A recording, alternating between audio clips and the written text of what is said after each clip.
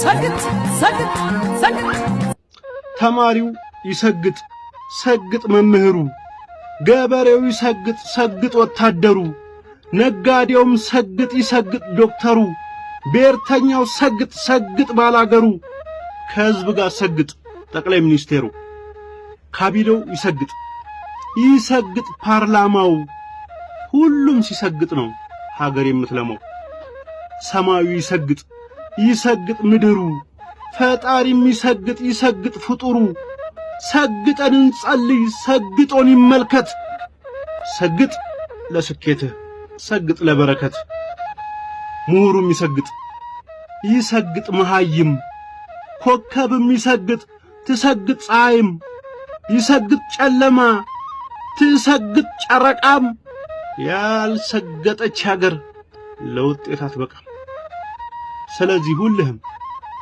ሰግጥ ስለዛሬው ሰግጥ ስለነገው ይሄን ቪዲዮዬን ሰግጠህ ሼር አድርገው ሰግጥ ሰግጥ ሰግጥ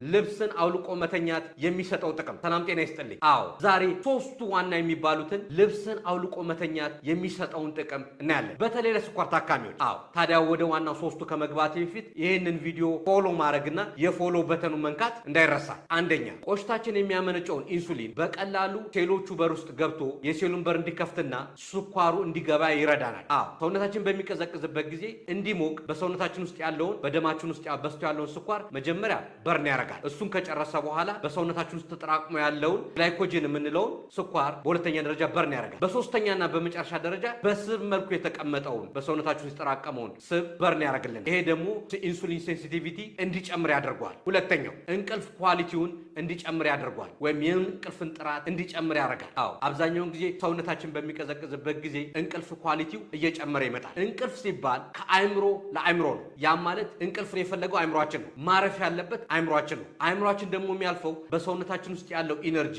ሲቀንስ ነው። አዎ ብዙ ጊዜ የሚታሰበው ጥሩ እንቅልፍተኛ የሚባለው ከ7 ሰዓት እስከ 9 ሰዓት ነው። ያ ኳንቲቲው ነው። ለእንቅልፍ ግን የሚያስፈልገው ኳሊቲው ነው። ጥሩ ኳሊቲ ስሊፕ እንድንተኛ ነው የሚያስፈልገው። ይሄ ስሊፕ ያስፈለገበት ዋነኛው ምክንያት በእንቅልፍ ሰዓት ነው።